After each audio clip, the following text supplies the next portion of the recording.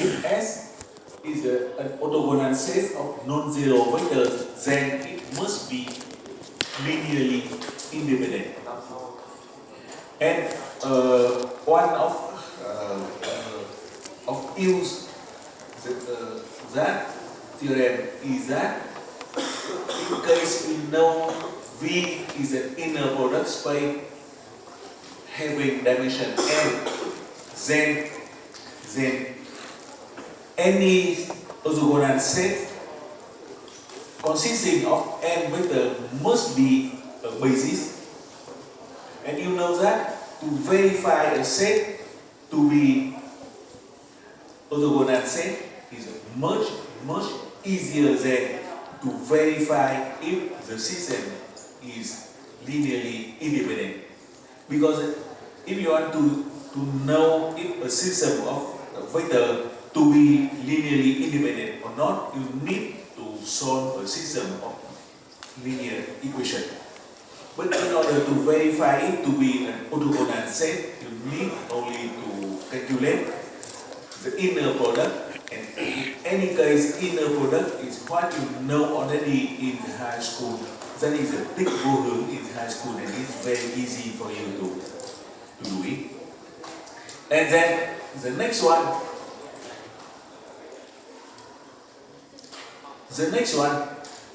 that is the role of an autonomous basis.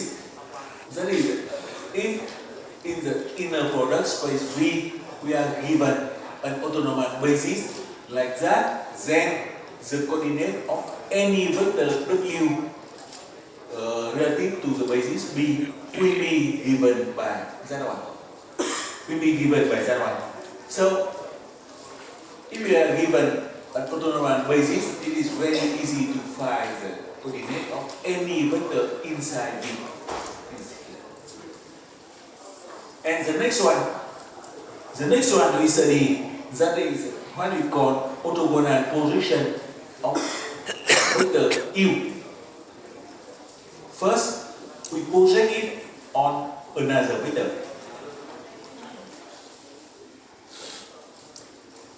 Bắt đầu buổi tôi đã đề nghị các bạn là chúng ta tập trung học tập, còn nếu các bạn nào không thích, các bạn có thể ra ngoài.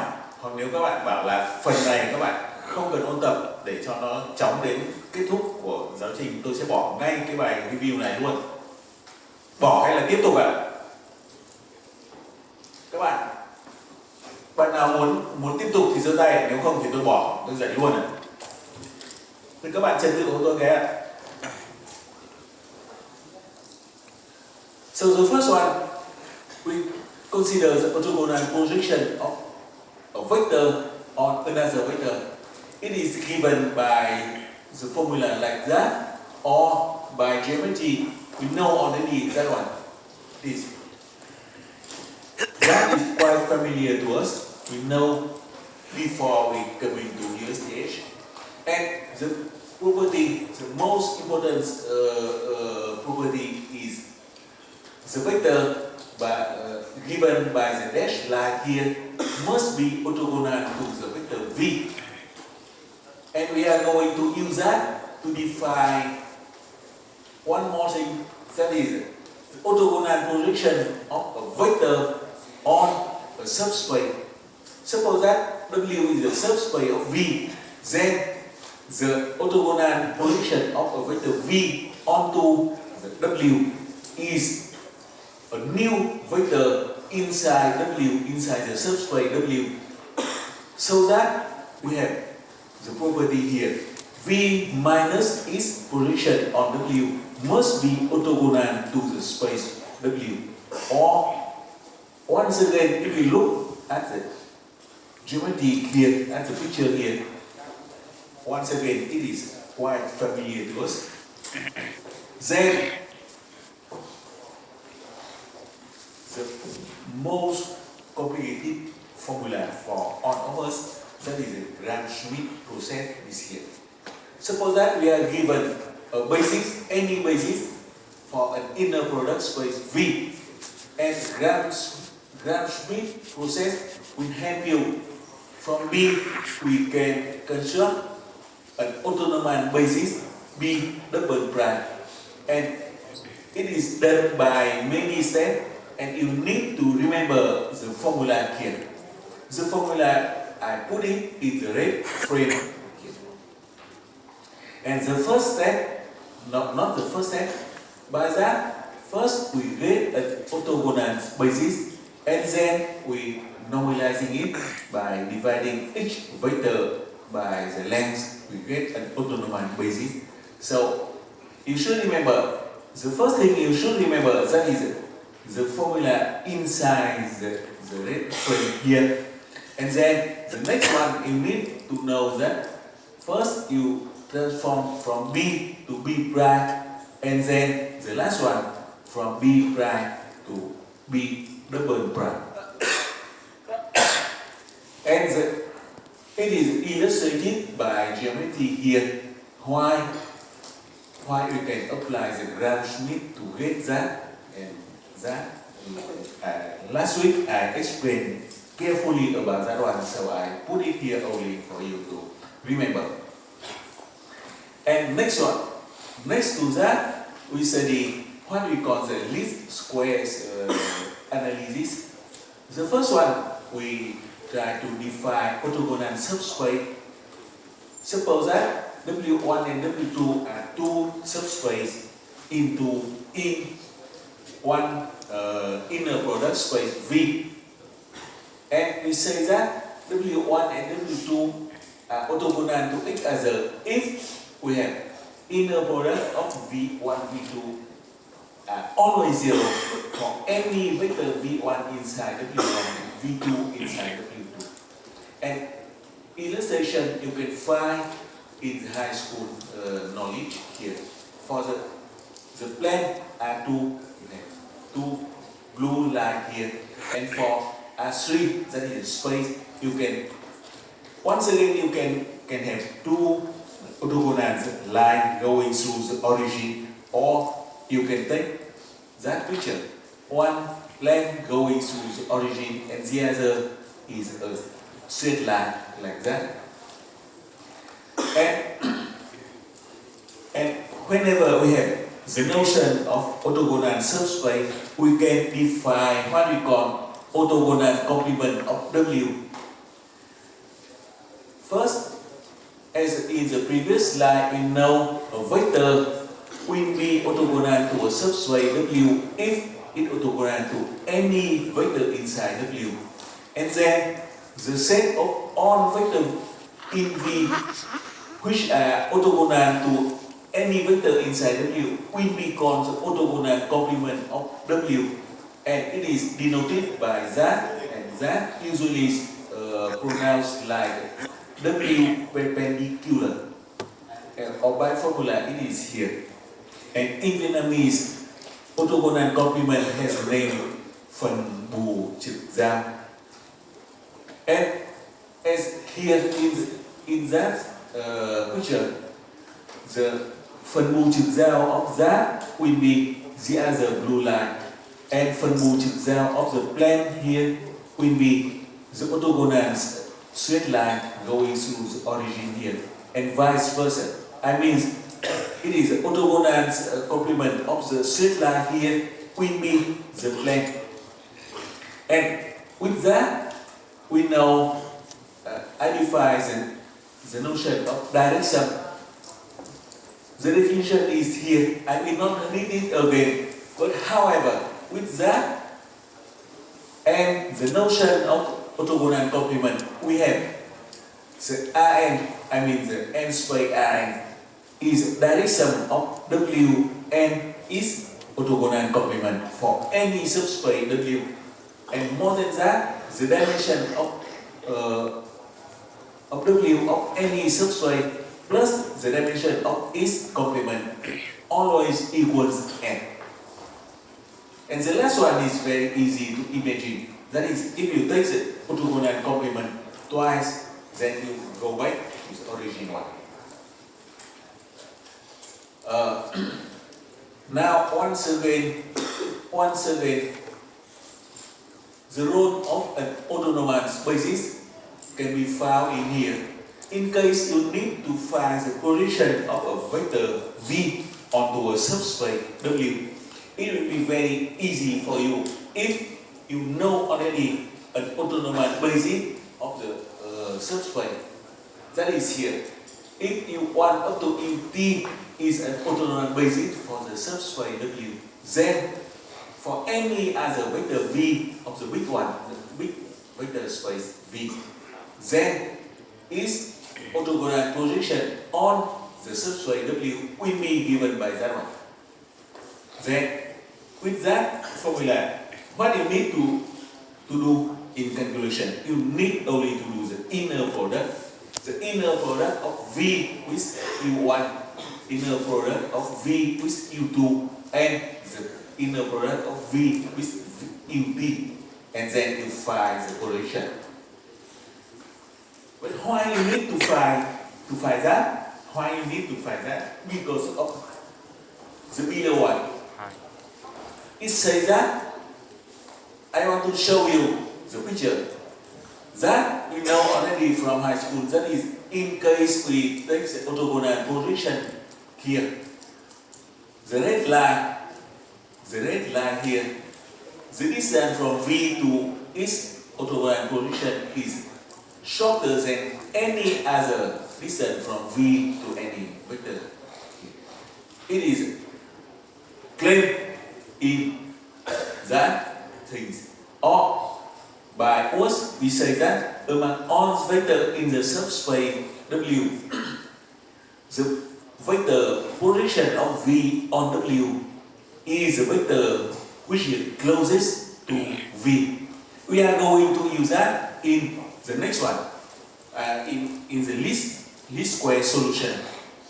And before that, once again we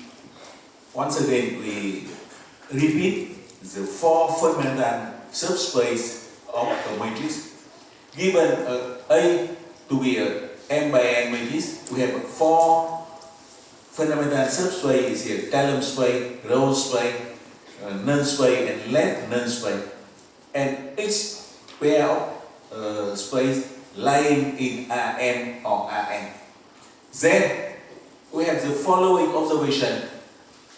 The column space of A, if we take the orthogonal complement, we get left null space of A. And vice versa. If we take the orthogonal complement of left null space of A, then we get the column space of A. On the other hand, if we take the orthogonal complement of row space of A, we get the null space of A. And orthogonal complement of null space of A, you get the row space of A. And if we take a look back to the previous slide, we see that in that case, because those space are subspace of the same inner product space, then you get that one. Column space of row space of A direct sum with null space of A, we get Rn. And if we take column space of A and direct sum with left null space of A, we get Rn, and so on. And that is some relation between the four fundamental subspaces. And then the last thing we studied last week, that is the least square problem. That is, in case we are given a system of M linear equation in n unknowns and m equation, and suppose that the system is inconsistent, means it does not have any exact solution. Then we need to find a vector x hat in Rn so that Ax minus b is as small as possible. In that case, if we can find x hat like that, x hat will be called the least square solution. And it is, we analyze it like that. Now A is a matrix of side M by N.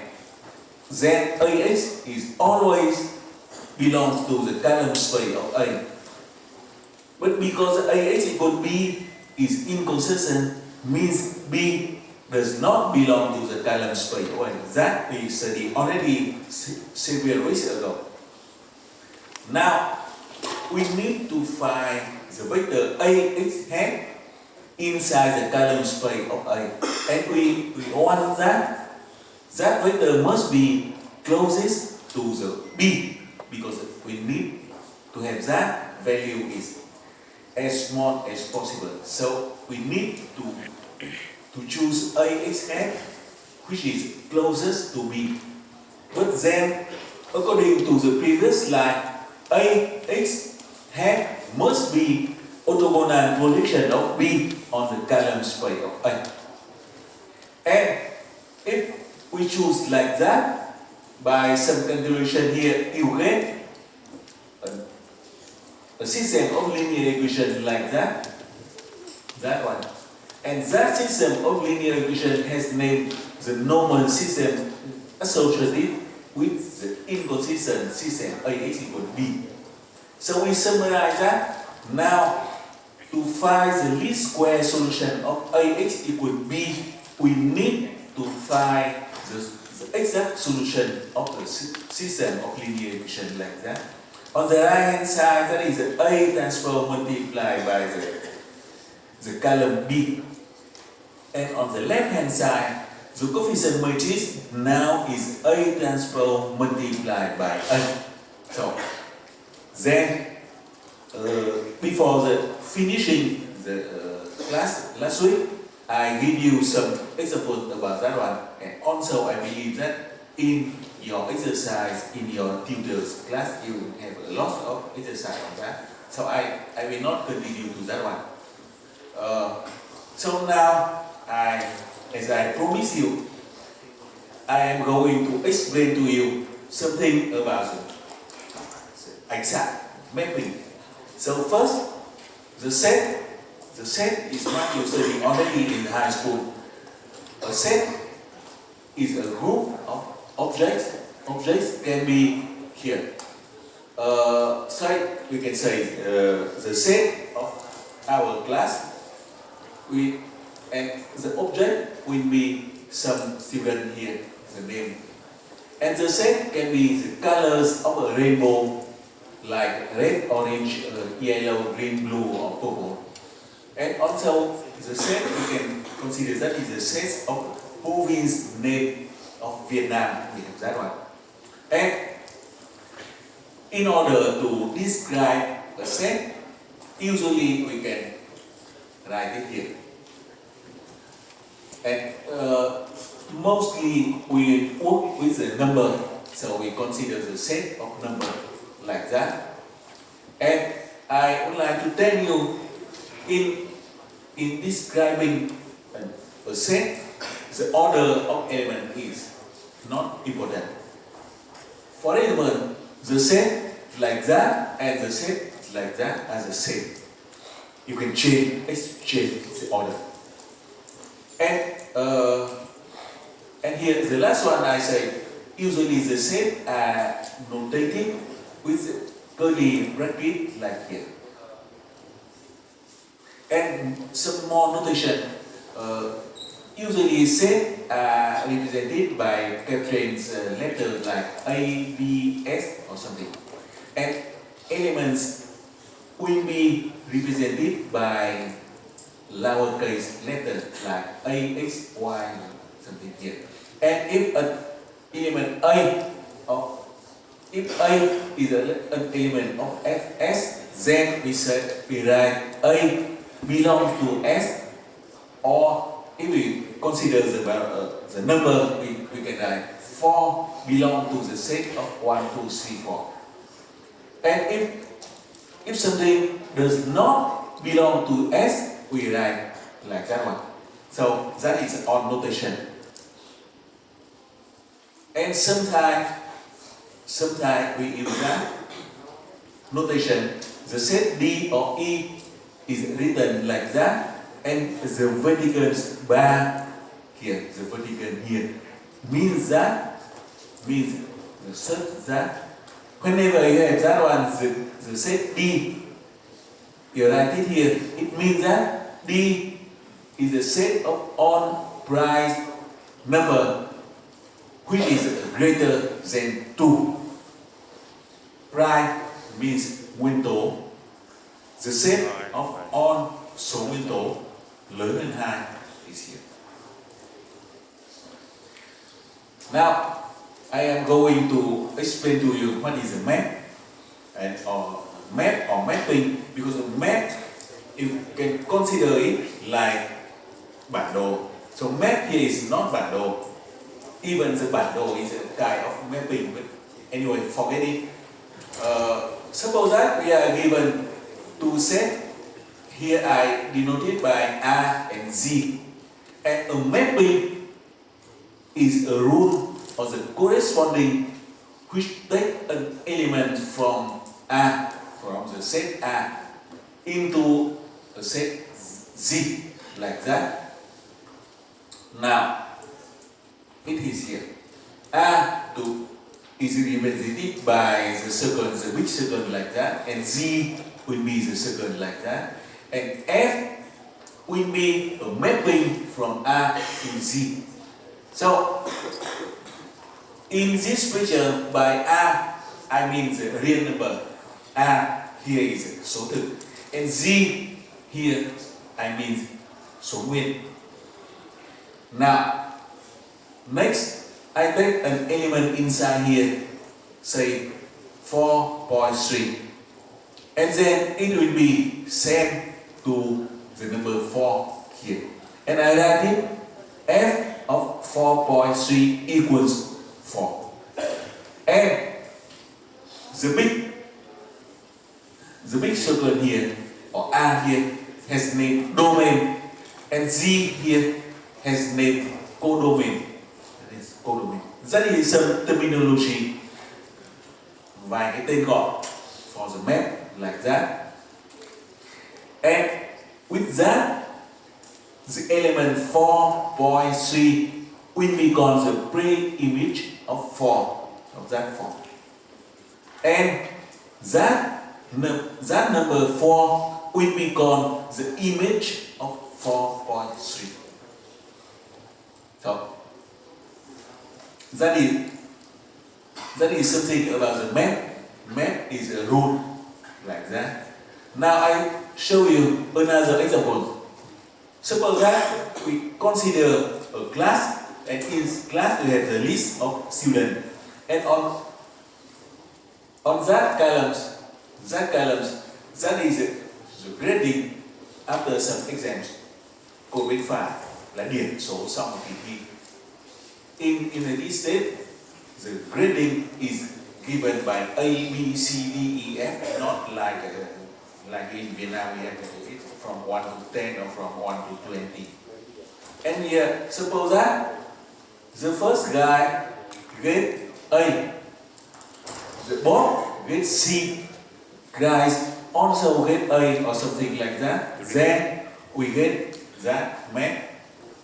And obviously, in one exam, say you get only one grading.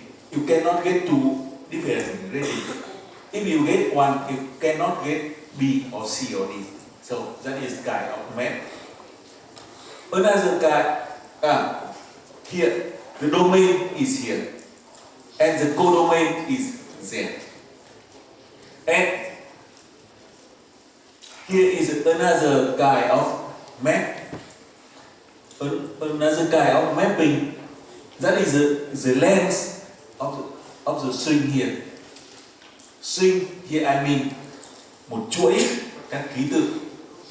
And here is the length A, it has the length 1, and the last one E, which has the length 1. Chỉ có một ký tự, so it is length 1. Oh, sorry. And the BB, which has the length 2, and DD also it has length 2, and C, which has a length 4. And with that, now the pre-image of 1 will be A and E. So I say A is a pre-image of 1, is only one pre-image. It can have several pre-image. And that one is image of A. And here, I'm sorry, here is a small A, not the big A like that. Now, I consider another example. You see here, in that case, the map, you see, element E and element U can be sent into one element on the codomain. That is a codomain, and inside the codomain we have what we call the range. The range of the mapping is here. And that example is not a mapping. That one is not a mapping because that element is sent to two different elements inside that set. So it is impossible. It is forbidden. So that one is not a mapping. And also that element has not been sent to any other place, to any other element on the right hand side. So that one is not a mapping. I want to explain to you some more things that you will study in by the end of today. That is the notion of one-to-one mapping. One-to-one mapping in Vietnamese. In Vietnamese is very easy for you. Sometimes you say ánh xạ một một. So one-to-one is một một. It's very easy to call it. Now, so what is a mapping is one-to-one. If each element in the codomain has unique pre-image, mỗi thằng ở codomain chỉ có một thằng ở đằng trước mà gửi vào nó thôi. So here, by examples, that one is a one-to-one mapping because one element here will have only one pre-image, and that one is not one-to-one. Why that? Because that element have two different pre-image, E and O. Yeah. So we can compare two pictures to know what is a one-to-one and what is not one-to-one. And sometimes the name for one-to-one will be called injective. Injective in Vietnamese, đơn ảnh or ánh xạ đơn. So in Vietnamese we have two names. In English they have two names too. So that is next we can see that in here by the example here you can see it is a one-to-one mapping. But in the case of one-to-one mapping and in any other case on the codomain you can find some element which is not used. And that element is not used. It means that it has no pre-image. That is some example for it. But in case we don't have that one, we have the notion of onto. A mapping will be called onto if we don't have that one. We don't have that one. That is it.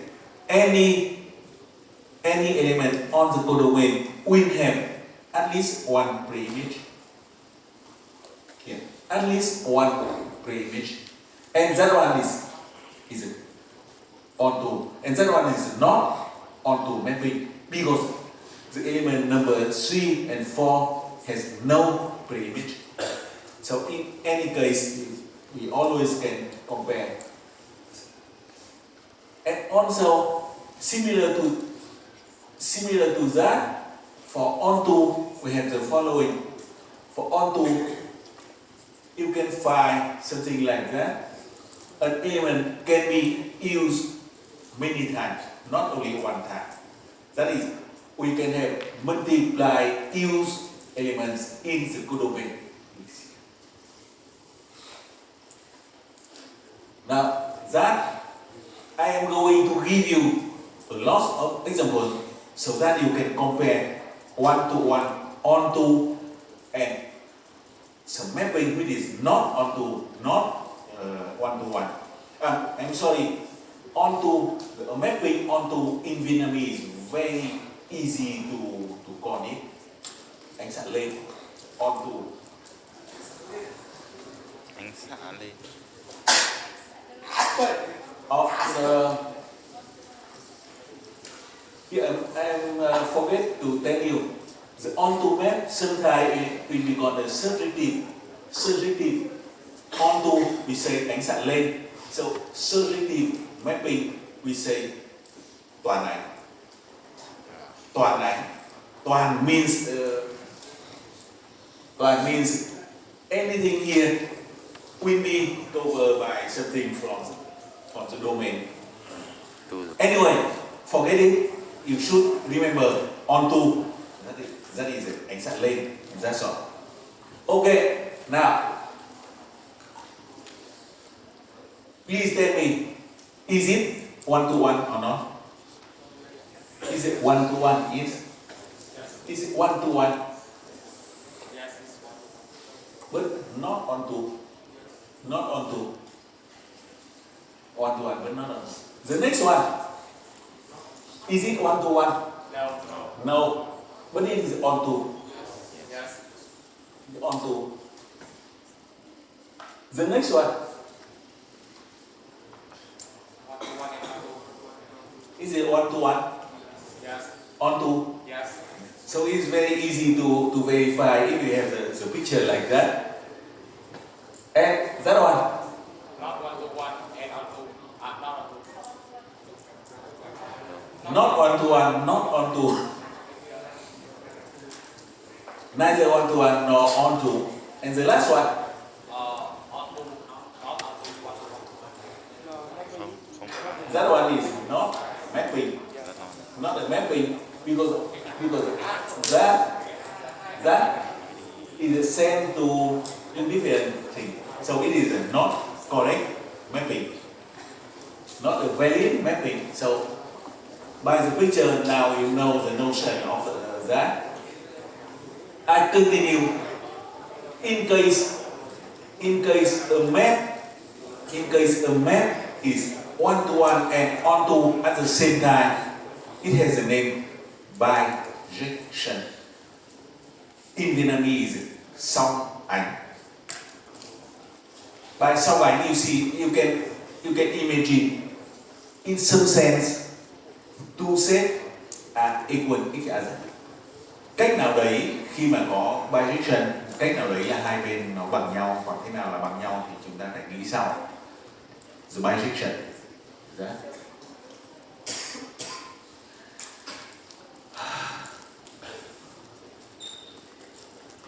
We call it the bijection. Yeah, I said. There is a very special kind of mapping. We call it identity mapping. And the name, I think that by name you can imagine what it is. Ánh xạ đồng nhất.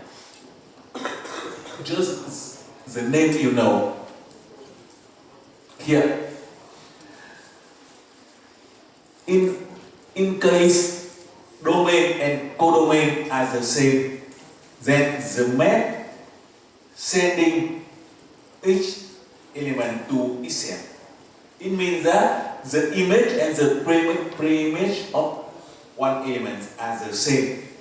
Then the map will be called identity map, and usually it is denoted by the ID. That is the abbreviation for identity. For examples, if you can consider the function number function, chúng ta xét cái hàm số fx bằng 1 nhân với x hoặc là fx bằng x cộng 0.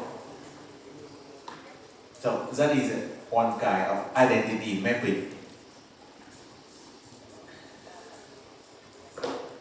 Please remember that for the identity mapping, the domain and codomain always are the same. Now, one more thing that is about composition. Composition in Vietnamese is hợp. Or composition maps means ánh xạ hợp. Suppose that you are given f like that and g like that cho hai hàm số fx bằng 2x cộng 3 và gx bằng 3x cộng 2. Then we define a new mapping by that f composed to g like that. Okay, by formula like that, and so I will forget the formula because it's very simple for you to do calculation. But I always prefer to use the picture for you to see. Now, the picture is here. Suppose that we are given three sets A, B, and C. And first of all, we are given a mapping from G from A to B. And we have another mapping F from B to C. Then the composition of F and G, that is a mapping going from A first to B and then to C by using the rule G and the rule F. Or precisely, suppose that we are given A here. First we use G to send it. We use the mapping G to send it to GA. And next we use the map F to send that to F of GA. Then if we go from that point to that point, that is F composed G on A. And the map going from here to here will be denoted by F composed G, and that is named composition of mappings. It's very easy. If you look at the picture, you go step by step. First from A to B by G, and then from B to C by F. And one property is that, suppose that we are given F and G, so we have F composed to G, and we can want to see how about the G composed to F. That is the question is, if we can verify F composed to G equal, here's equal to G composed to F. Here's my typing. So the question is, if F of G is equal to G of Fx, and the answer is no, you can take the same example like that, Fx and Gx like that one, then F of Gx to be that, but G of Fx to be that one. And if you look at that one, you see they are not equal to each other. It means that we cannot have that one, or the composition is not commutative. You cannot exchange the order of F and G in the composition. The last point about mapping before going to the chapter number 6, that is inverse maps. Suppose that we are given a mapping from S to T. We want to see if we can find another mapping from T to S. Usually it will be denoted by F to the power minus 1. So that F composed to F minus 1 equals ID on S, and T and F minus 1 composed F equals ID on S. And here is an example. Now suppose that on both sides we consider the set of real number, cả hai phía domain và codomain chúng ta đều lấy tập hợp các số thực. And we consider the mapping Fx equal 2 times of x. Mapping là gửi thằng x sang thằng 2 lần x. Then f is here. And we have to find f minus 1 going from here back there. Now, then we choose f minus 1 x will be x over 2, 1/2 of x. Then even here we have 4.3, sending here you get 8.6, and going back you will get 1 again. Now if you divide it 8.6 by 2, you get 4.6. So that is the notion of inverse mapping. And now, suppose that you are given that, can you find the inverse? Why not? You cannot find the inverse here because it is not onto. If you send it, you don't know that element to send to which one here. And that one also, that is, you cannot define the inverse of map here because you don't know the element 2 will be sent to A or D because 2 has 2 different pre-image. Then you don't know how to do it. Then the conclusion is that an inverse function can be defined only in the case our map is bijection. That is, a map must be 1 to 1 and onto at the same time.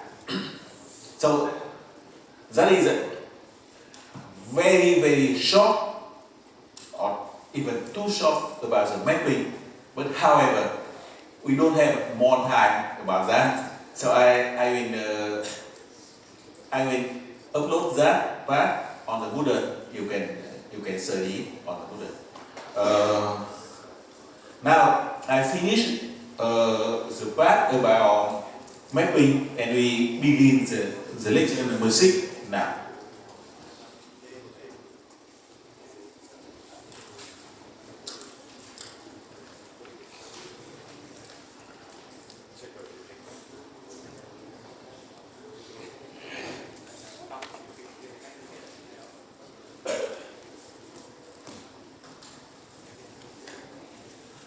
So, the lecture number 6 about the linear transformation. By transformation here, you can know it is exactly the mapping. So here we have 2 things. The mapping transformation is a mapping, but however, still we have one more thing to explain. That is a linear. So what is a linear? We are going to study now. Now, that one we know already. Suppose that we are given 2 vectors y, v and w, and a function of mapping t. We know already the domain is here, the codomain is there. And by picture you have that one, codomain in here. And the range I am going to explain to you later. And an image of v under transformation t will be here, and the w will be called the image, and the pre-image of w, that is the set of all the vector v inside v, so that t of v equal to w. That we know from the previous slide. And now the range of t, that is the set of all image of vector inside v. So now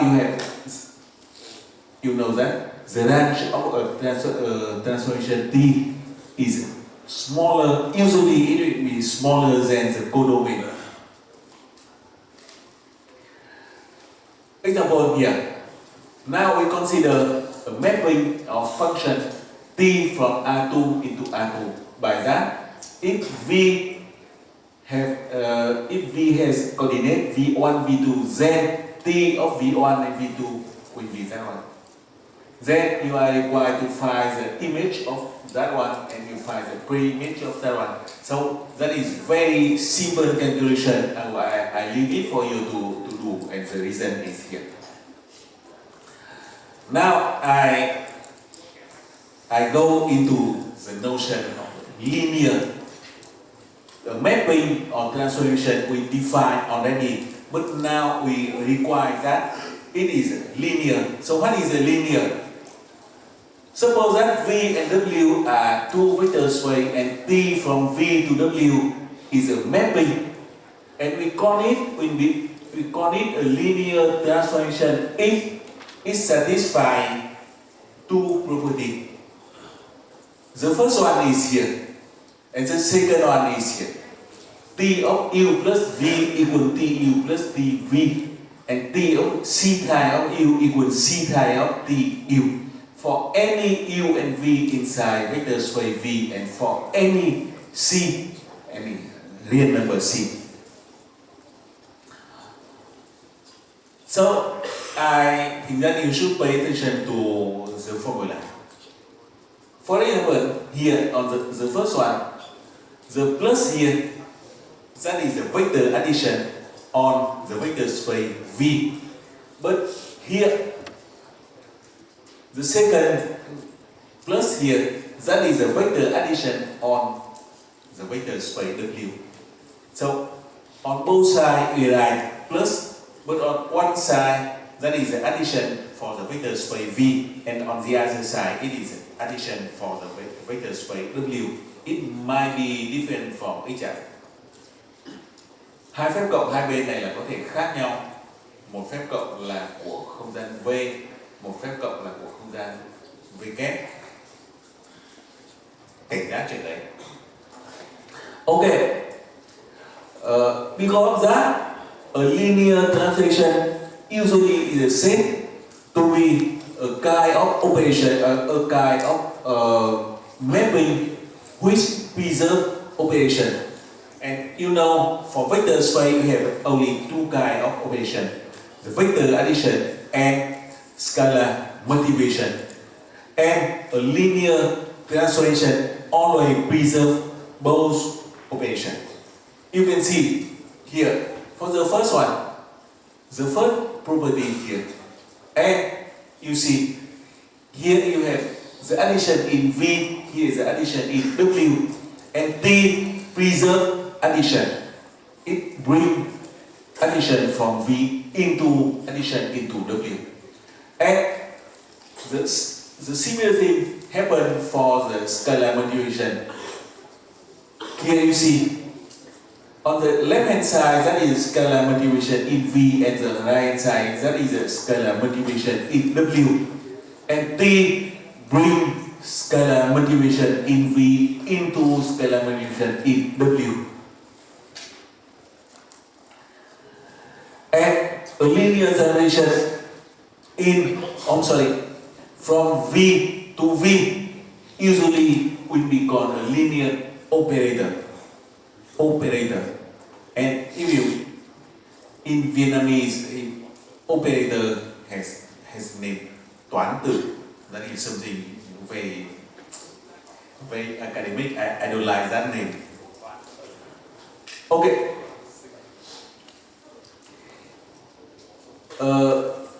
We have another example. Suppose that T of V1 T, that is a mapping from R2 into R2, is given by that formula.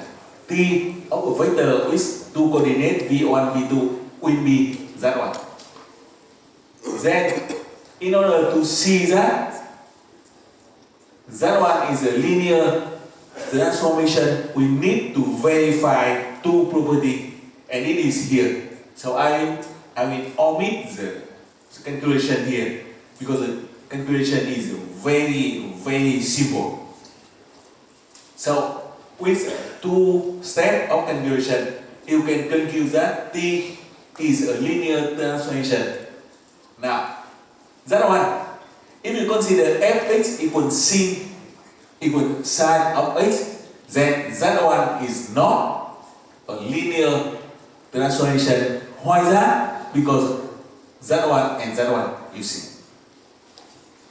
Because that fx is not sin x is not a linear transformation. The next one, if you consider fx to be x squared, you don't have that one. For example, if you choose x1 to be 1 and x2 to be 2, you get that is quite different from each other. Then, once again, fx equals x squared is not a linear transformation. The last one, fx equals x plus 1. That one is not a linear translation because of that one. It does not satisfy the first property in definition. But however, usually when we say something about the degree 1, khi chúng ta nói đến một cái công thức gì mà có bậc phẳng 1, we usually consider it is linear. So fx equals x plus 1 will become a linear function because the degree is 1. And if we draw the graph, nếu các bạn vẽ đồ thị của cái hàm số fx bằng x cộng 1, it will be a straight line. However, the straight line does not go through the origin. Cái đồ thị của thằng fx cộng 1 là không đi qua gốc tọa độ nhé. Không đi qua gốc tọa độ thì nó không phải là một ánh xạ tinh tinh. Nhớ. So fx equals x plus 1 is a linear function, but it is not a linear transformation from a vector into another vector. So that is something you should remember. Now we have two special kinds of linear transformation. The first one is zero transformation. That is a mapping sending v to 0 for any vector v inside. The first one is very easy. The second one you can define it.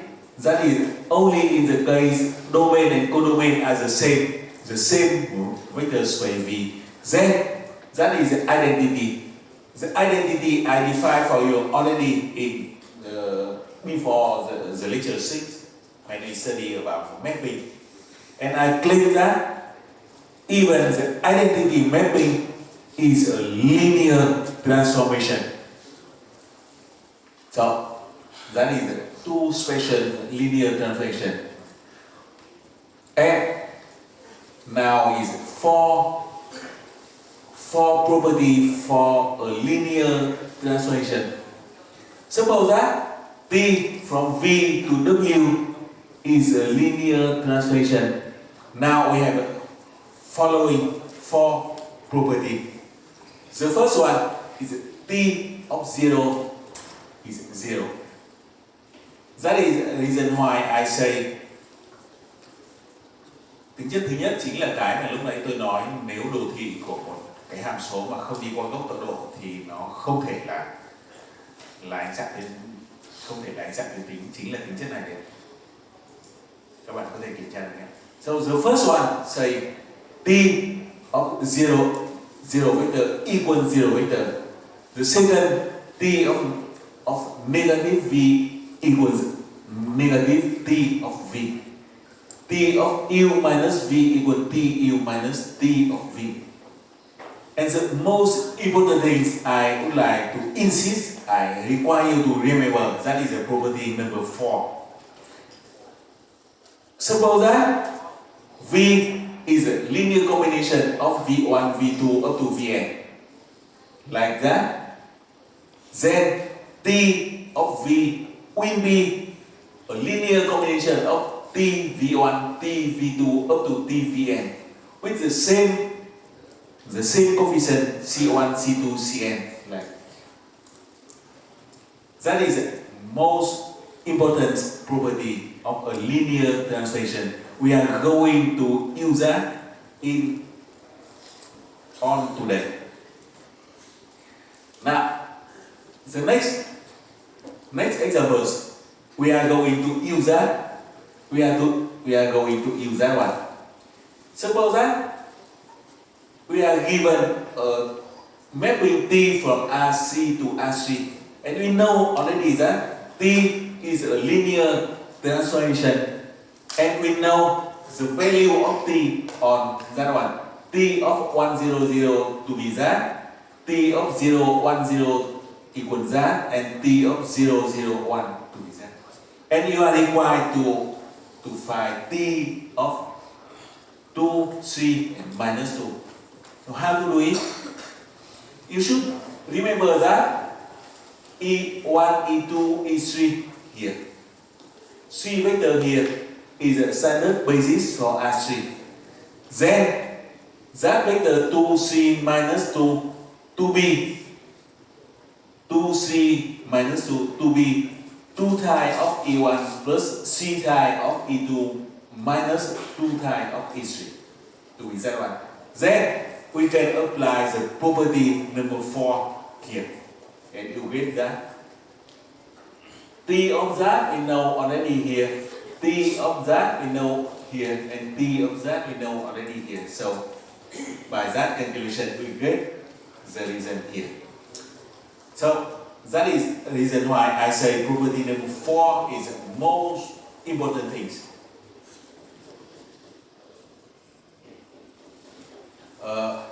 The next one. Now I consider a map T from R2 into R3. It is defined as follows: T of V equal A multiplied by V, and A is that matrix. And you see, if we multiply with a vector V inside R2, you will get a vector inside R3. And then you are required to find T of V, with V to be that, and you are required to show that T is a linear transformation from R2 into R3. So it is here.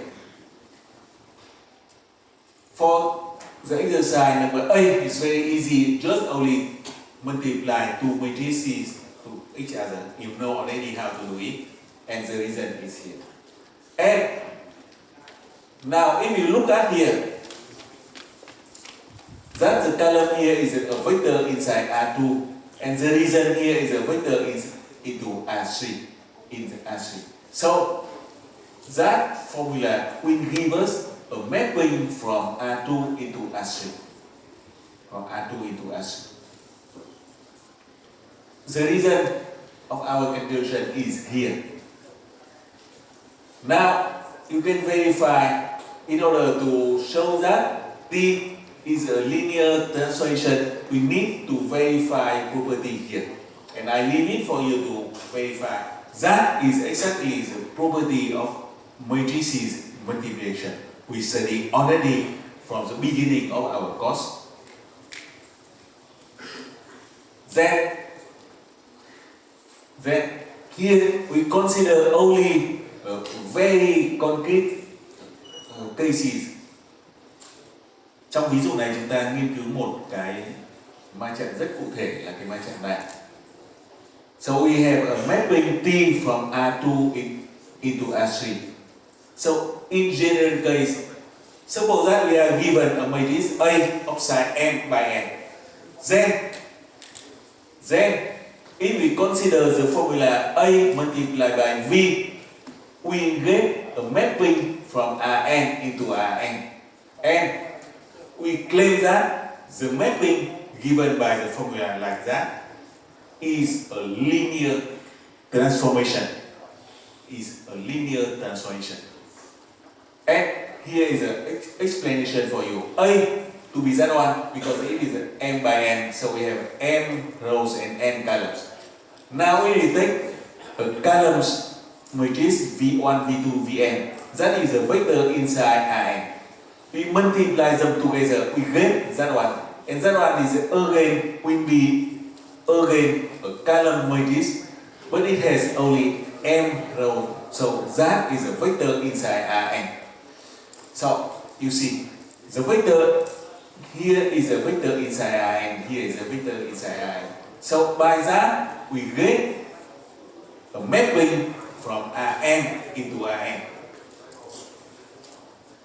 You get that one? And that will be a linear transformation. That will be a linear transformation. To verify it, you need to remember property of matrix multiplication, nothing more. And we take a break now, and after that we will consider some example with that one.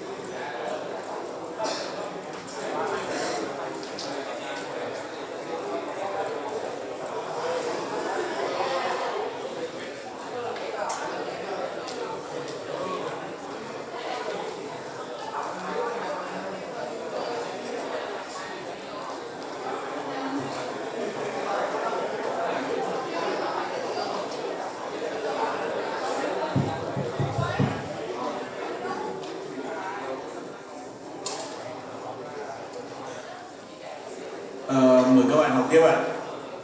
Bạn nào phía kia đóng vào tôi cái cửa kìa.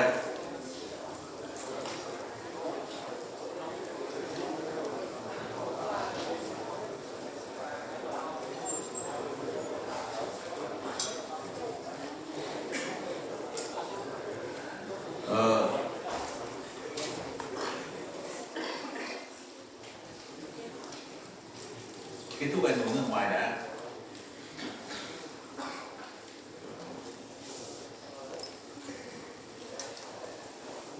So before the break, we study that one. That is given any matrix A like that. Then the matrix multiplication A V will give us a linear transformation T from Rn into Rn. And from now until the end of the lecture number 6, we are going to study this form of linear transformation. In other words, we need to show that any linear transformation defined by any way can always be written in the matrix form like that. So, if we can do it, then all we need to know just only to study matrix, to know how to multiply two matrices to each other. So before going to that, we consider some examples. Now suppose that we consider T from R2 into R2 given by the matrix like that one. A equal cosine of zeta minus sine of zeta and sine of zeta cosine of zeta. And here zeta is a fixed angle. Chúng ta cố định một góc theta. And consider the matrix A to be like that. Then the linear transformation given by A is what we know already from high school. That is fact point góc zeta. Now how to see it? Any vectors V on the plane with the coordinate x and y will be given by another way here. A cos alpha, A cosine alpha, and A sine alpha. So what is A? A is the length of V, square root of x squared plus y squared. And alpha that is the angle. So, by that, it has named the polar coordinate in Vietnamese tọa độ cực. Một điểm trên mặt phẳng không phải là được chỉ cho bằng tọa độ x, y là tọa độ Descartes, người ta có thể cho bằng tọa độ cực. Tọa độ cực đấy được cho bởi cái số r và cos alpha sin r và góc alpha. R và góc alpha. Khi người ta có một số r và một góc alpha thì người ta sẽ biết được cái tọa độ của điểm đấy. Người ta lấy r nhân với cos alpha thì người ta ra được tọa độ nằm ngang, và r nhân sin alpha là tọa độ đứng. Đó là tọa độ cực. Okay, so I will not going into the detail of the polar coordinate, but however, it is very simple for you. Now, here, A, that is the length of the vector V. Alpha, that is the angle from the positive x-axis counterclockwise to the vector V. Anything is explained already. And it is here. The vector V has a coordinate x and y, and the alpha is that angle. Now, if we multiply the matrix A by the vector V, what do you get? A multiplied by V, we get that one. Now we replace x by A cos alpha, A cosine alpha, y by A sine alpha. What do you get? We get that formula. I believe that you know, you still remember the trigonometric identity. Hy vọng là các bạn vẫn còn nhớ các hàm đẳng thức lượng giác. Then from that you get it is a cosine of zeta plus alpha and a sine of zeta plus alpha. So if you look back, that is that point will move to that one because now the angle becomes alpha plus zeta from here to there. Các bạn phía dưới có trật tự được không ạ?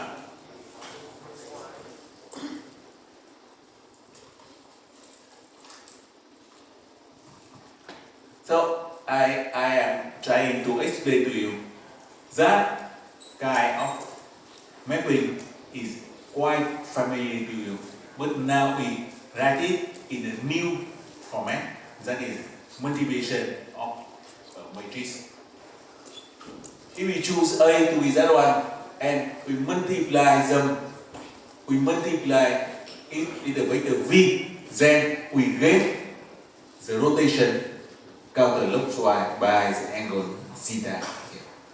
And the next one, so I will not explain in the detail here, but the next one I want to show you that one. If we now we choose the matrix A to be that one, very simple matrix like that, and we consider the linear transformation T from R3 into R3 by multiplying by the matrix A. It will give you the projection on the xy plane. You can try it by yourself. If you multiply that with the coordinate x, y, z, you will get x, y, 0. X, y, 0 it means it lying on the x, y plane.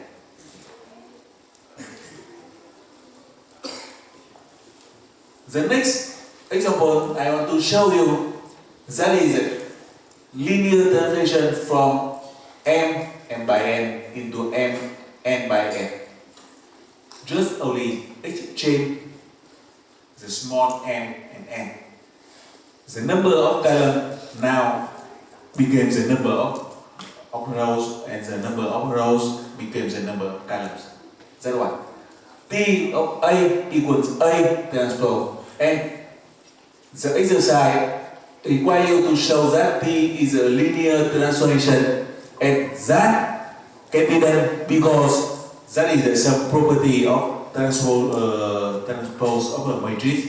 So you can verify it on the slide. The next one. Now up to now we know the definition of a linear transformation. Now we are going to study the new name. I say only the new name, not the new notion. Tên mới, khái niệm cũ. The new notion, a new name, the canon and the range of a linear transformation. Now suppose that we are given V and W are two vector space. T from V to W is a linear transformation. Then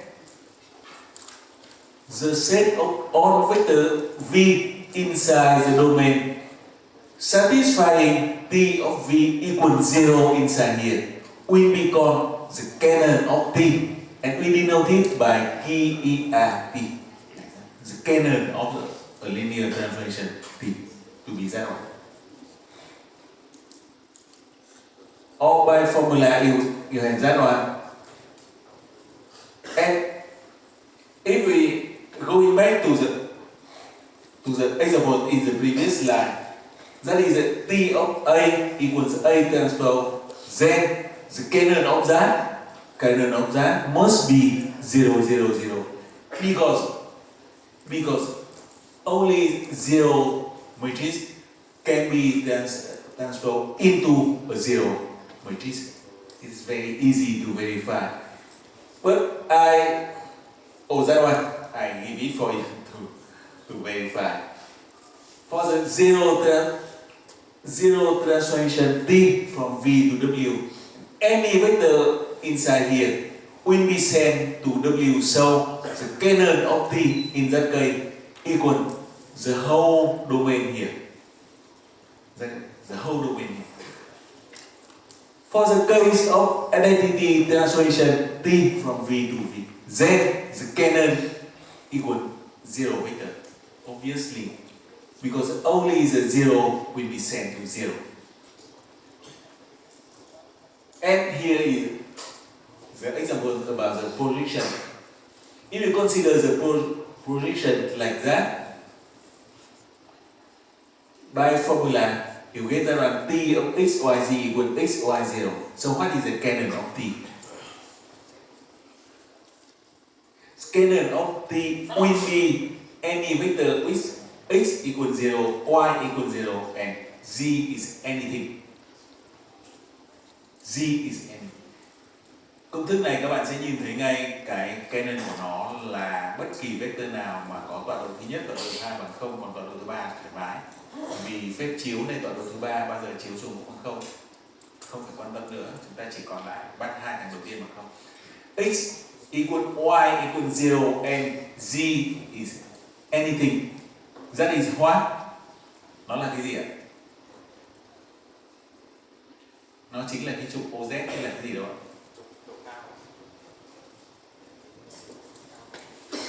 So, in that case, the kernel of T is that one.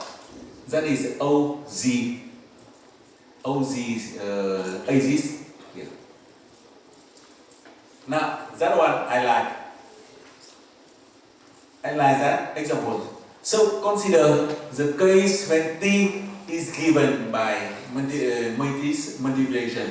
A to be that matrix, and we multiply with that, we get a linear translation T from R3 into R2. So what is the kernel of T? Kernel of T means we need to find anything here, so that we multiply them together, we get 0 vector. That is, we have a homogeneous system of linear equation. Okay. Kernel of that to be here.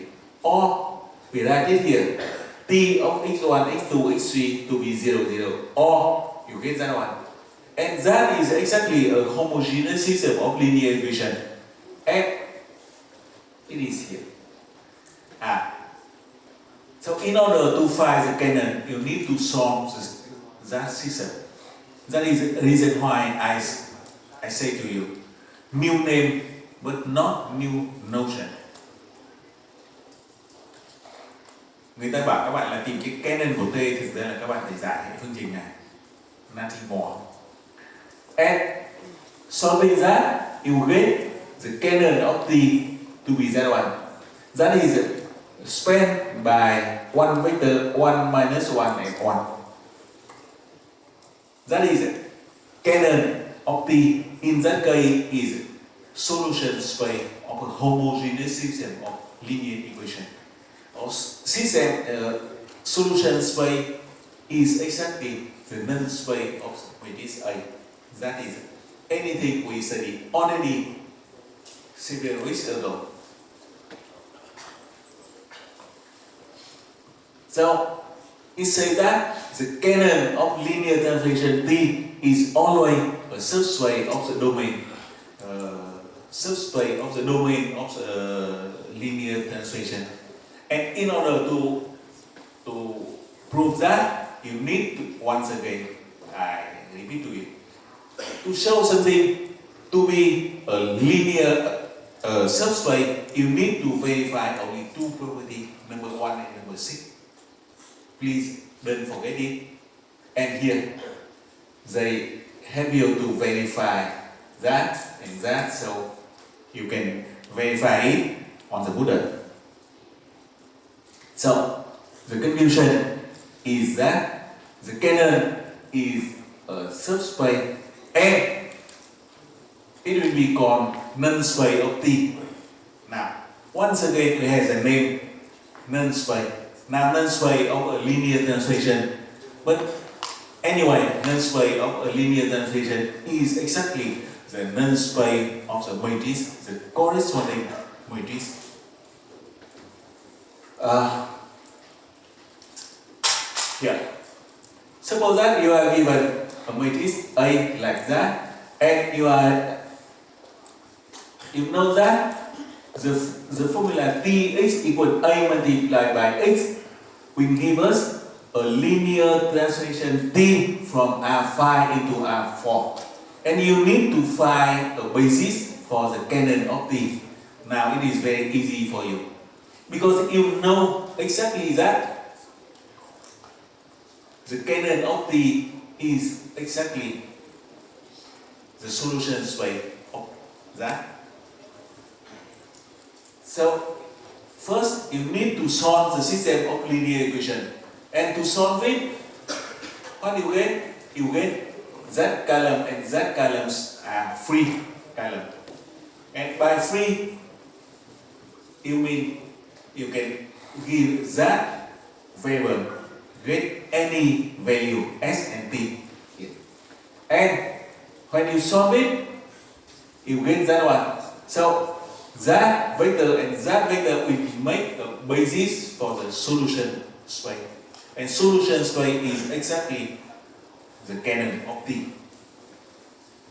That is a basis for the canon of T.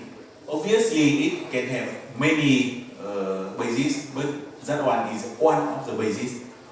So the name is new, but however, the way we work on that is exactly what we studied already 7 weeks ago, nothing new.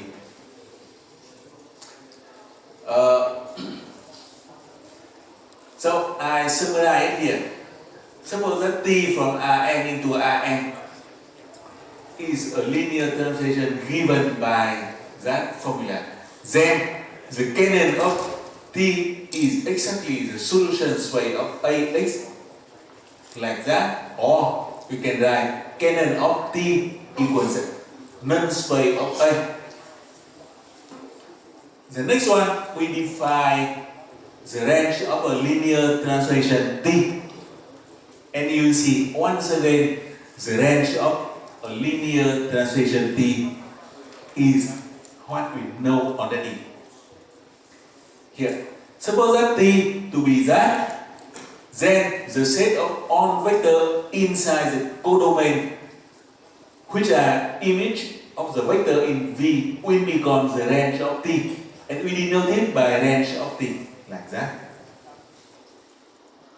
And once again, we are going to see in some example.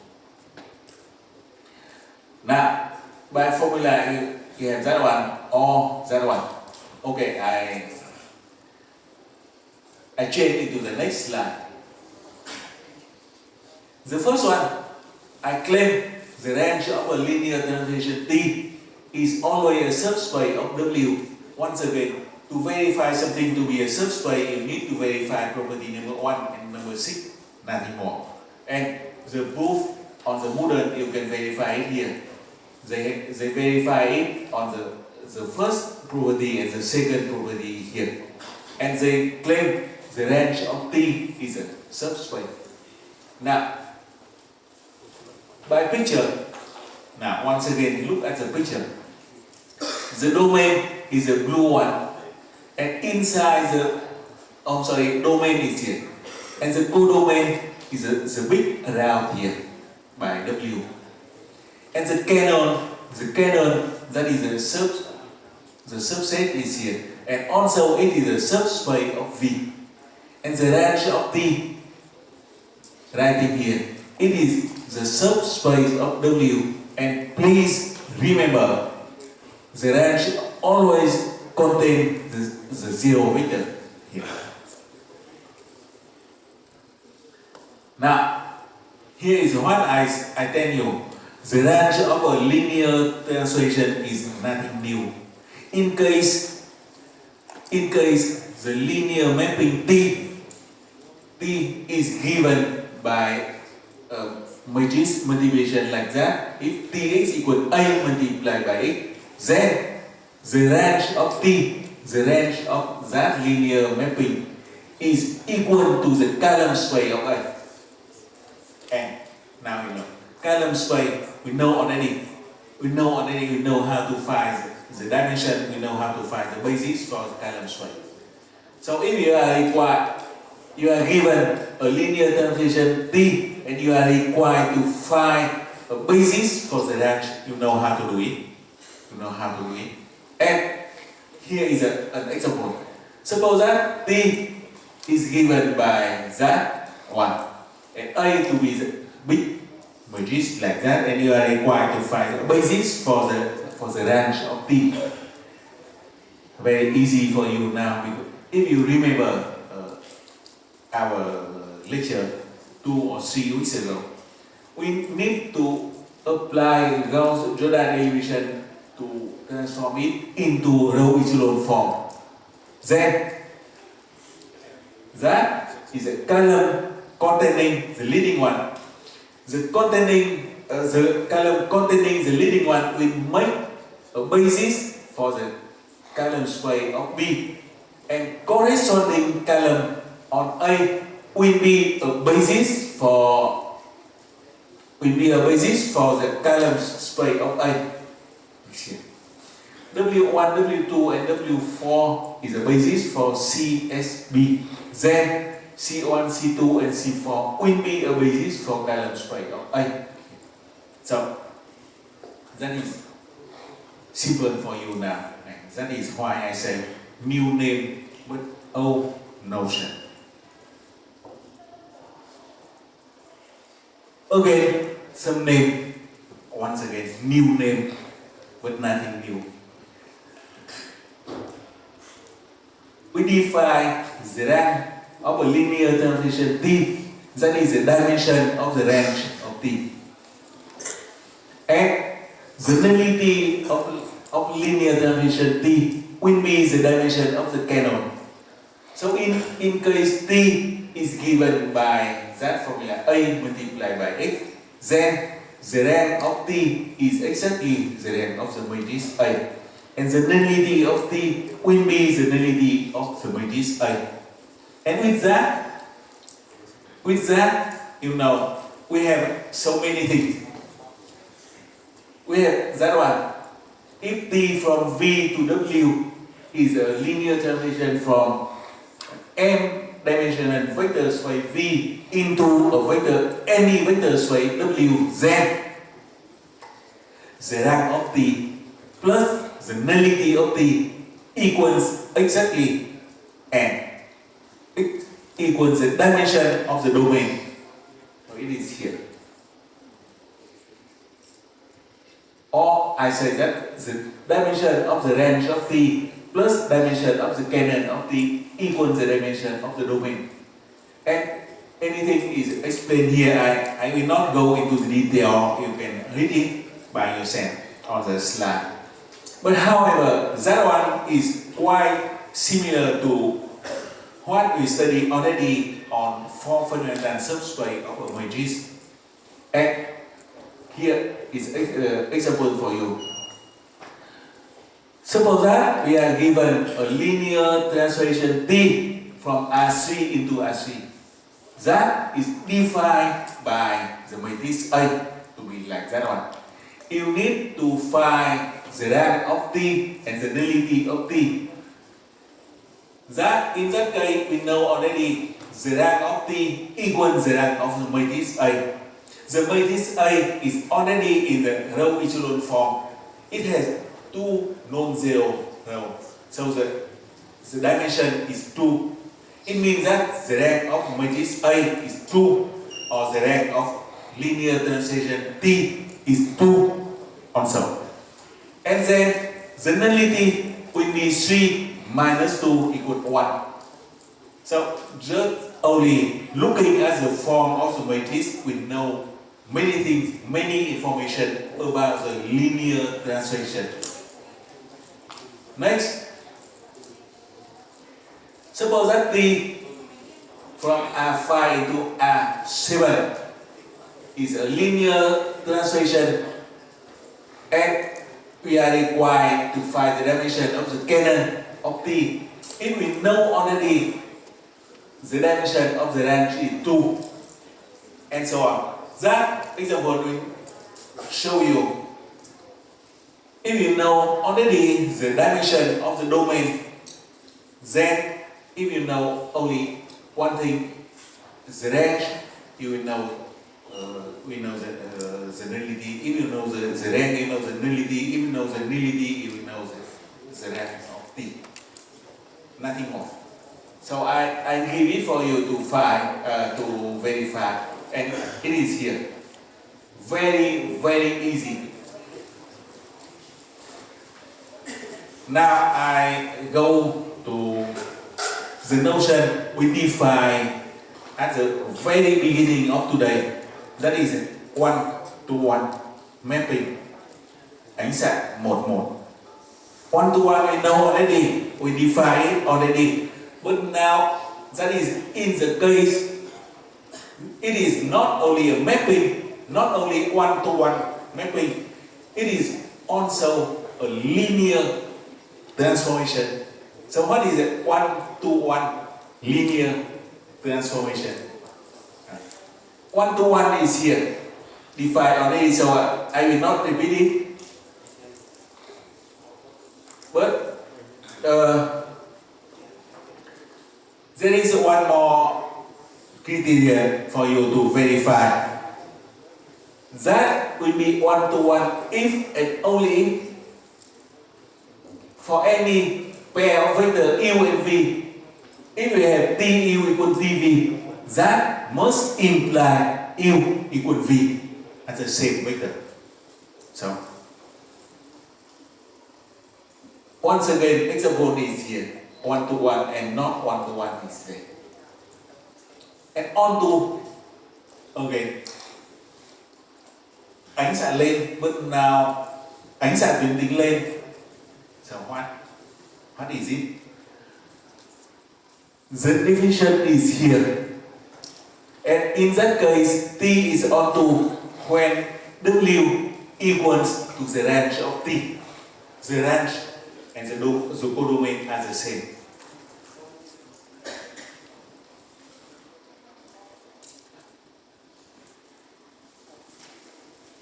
So to verify something to be a one-to-one mapping, you need to verify some criteria by definition. But for linear transformation, it's very easy. Here is a condition for you to verify. Let T from V to W be a linear transformation. Then T is one-to-one if and only if its canon consists of only zero vector. Only one vector is zero vector. So, you see, for the case of a linear mapping, it is very, very easy to verify if it is one-to-one or not. You look at the canon, and if the canon is zero, then we say it is one-to-one. And how to prove it? It is here, and you can read it on the Buddha. And here is the examples. Now, if we consider the map given by that one, T of the matrix A equals A transpose, and I claim that one is one-to-one. Why is that? Because when we define the canon, in the example, we see that the canon of that is only 0, matrix 0, 0, 0, 0. So, because the canon is only 0 vector, I can say that one is one-to-one matrix, one-to-one mapping. Now the next one, the next one, we consider the zero transformation T from R3 into R3. That is, it sends anything inside R3 into zero vector here. Then that one is not one-to-one. That is not one-to-one by definition. And also, if you look at the canon of T is whole domain. the kernel of zero transformation is the whole domain and is more than 0 vector. So T is not a one-to-one mapping. So how about to verify a linear transformation to be onto or not? It is here. T is onto if and only if the rank of T equals the dimension of the codomain. We know how to find the rank of T. And the dimension of the codomain we know, and we compare them together. If they equal each other, then the mapping is onto. That is some condition to verify a linear transformation to be onto mapping.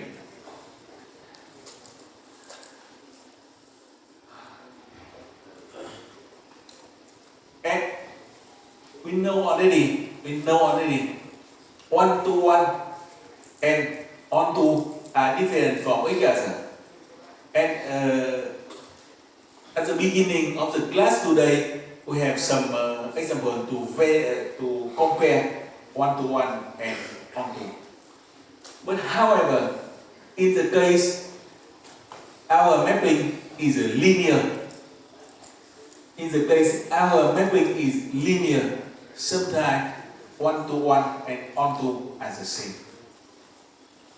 Onto is one-to-one, one-to-one is onto. It is here. In case T from V to W is a linear translation and the both domain and codomain have the same dimension n. Then T is one-to-one will be onto, and T is onto will be one-to-one. So that is the one property for linear mapping. A linear mapping from V to W, and V and W have the same dimension, then one-to-one and onto are the same notion. Nếu không gian nguồn và không gian đích có cùng chiều thì cái ánh sáng tuyến tính ở giữa ấy, nó làm ánh sáng một thì nó cũng là ánh sáng lên, và nó là ánh sáng lên thì nó cũng là ánh sáng một. So it is explained in the slide. You can read it, and the proof is very simple. So I will not here because we don't have much time. Example for us is here. We are given 4 matrices here, and you are required to verify if it is one-to-one onto or it's not onto, not one-to-one. So we have 4 exercises like that.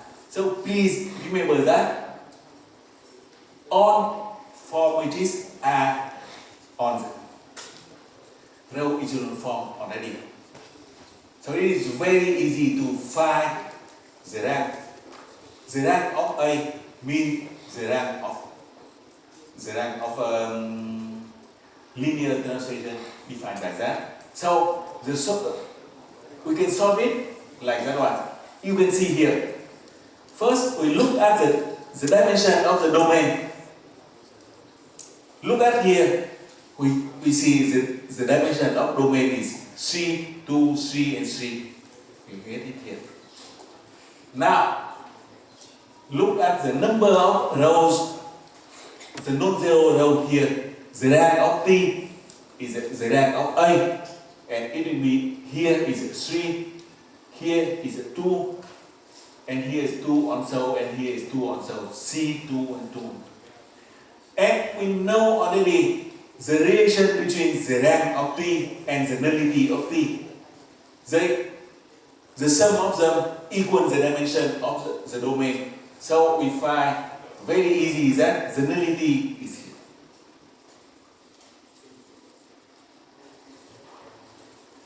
Then you see, because the nullity of T is dimension of the cannon. So the nullity equals 0 means it consists of only one vector, that is 0 vector. Then the first one is 1 to 1, and the second one is 1 to 1 again. And because the nullity here is 1, so it is not 1 to 1. And I leave it for you to verify it here. It is very easy because Zeran is here. Zeran is here. You can compare it to the dimension of the codomain. Zeran here is, if it is equal here, then it is onto. If it is not, then it is not. Is no onto. So for example like that is very, very easy to verify if the mapping is onto 1 to 1 or not onto not 1 to 1. Just only to look at the dimension of, and some information about row space, column space, also matrix A. And that's all about the linear translation we study today, and the next week we will continue from this point. So we stop here today.